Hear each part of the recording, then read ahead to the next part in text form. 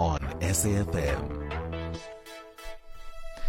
And from matters of medical to matters of sugar, I'm talking about the sugar industry that exists within South Africa, not the sweet tooth that comes from sweets. I see my producers looking at me in a funny manner. That's not what I'm talking about. But we look at the Canegrowers Association. They have been experiencing some interesting times as well. We know that the ongoing developments that have been unfolding in the province of KwaZulu-Natal, whether weather-related or otherwise, have had a disastrous impact on the business sector in that space. Tongaat Hewlett is a name that comes to mind. They've been under business rescue for quite some time, and the business has been under quite a bit of pressure to try and get things back on track. Another company in that similar kind of space that would also be under business rescue is Gledhow, and both these sugar mills are so instrumental and so critical towards the overall state of the South African economy, where it relates to jobs and the sugar industry as a whole. But this isn't the height of their worries. It seems there's an even bigger problem that we need to look at, and I'm joined on the line by the CEO of the SA Cane Growers, Dr. Thomas Funke, to take a look at this. Good evening, Thomas. Thanks so much for taking the time. Let's start by taking a look at the sector as a whole. I mean, with some of the largest major sugar mills under business rescue, there is some serious concern and some serious questions around the sustainability of the sector at the moment. What is the state of the sector? Yeah, good evening. Yeah, that's certainly the case. We've been through some heavy times, if one can say it in that way. We had the unrest in 2021, which destroyed a lot of value, and then we had the floods in 2022. And prior to that, we had the sugar tax and the implementation of that. So all of these factors, I think, have just culminated in an environment that's not conducive for economic growth, and we're trying to fix that and reverse that. Thomas, let's look at the impact of one of the major things. I mean, we've looked at the business rescue and everything else that's there, but over and above this, there's the whole sugar tax impact. How has that been impacting businesses?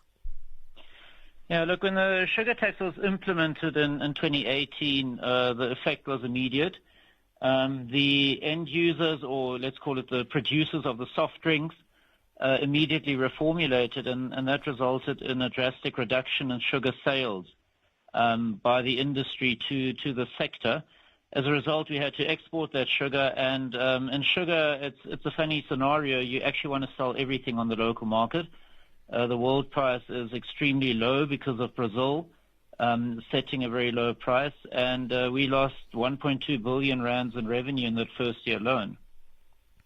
Thomas, not only did you lose revenue, there were jobs affected, and the figure is astounding. I mean, 16,000 jobs affected. How has that been for business and for the sector as a whole, given that the sugar sector is such a big contributor towards jobs in the region, but also nationally? Yeah, that's right. And we had the presidential task team with us 2 weeks ago, sir.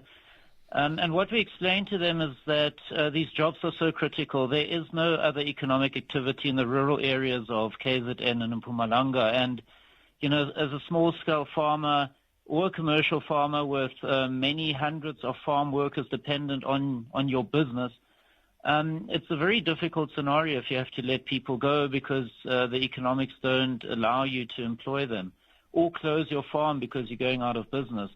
And that's what we're trying to explain, is that these jobs are solely dependent on the sugar industry. And if something or a policy that hasn't been well researched is implemented and causes job losses, these guys have nothing else to do except, try and go to the cities and find employment there. So it's critical that we keep the industry going.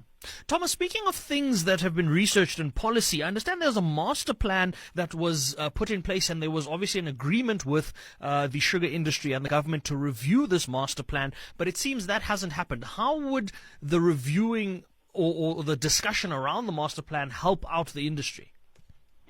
Yeah, during the master plan, there was a process underway to do a socioeconomic impact assessment of the sugar tax, and to actually see, number one, why we need it, number two, what the impact would be if it's implemented, and number three, if it's going to achieve the goal of reducing obesity, and all the good things that that some of the oppositions to the sugar industry are putting out there.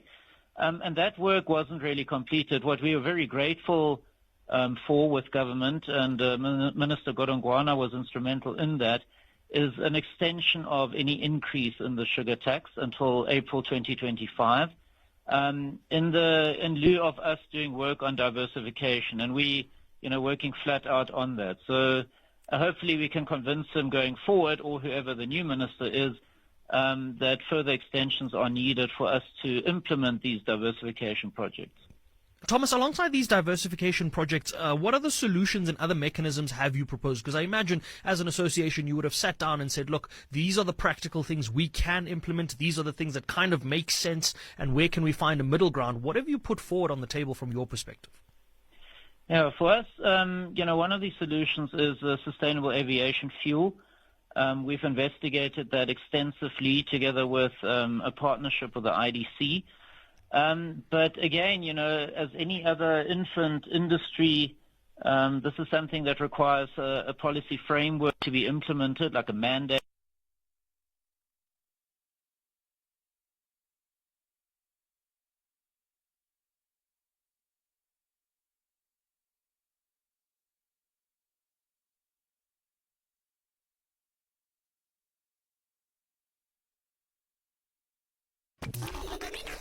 I'm Michelle Constant. Join the JSB crew and I every Saturday and Sunday morning between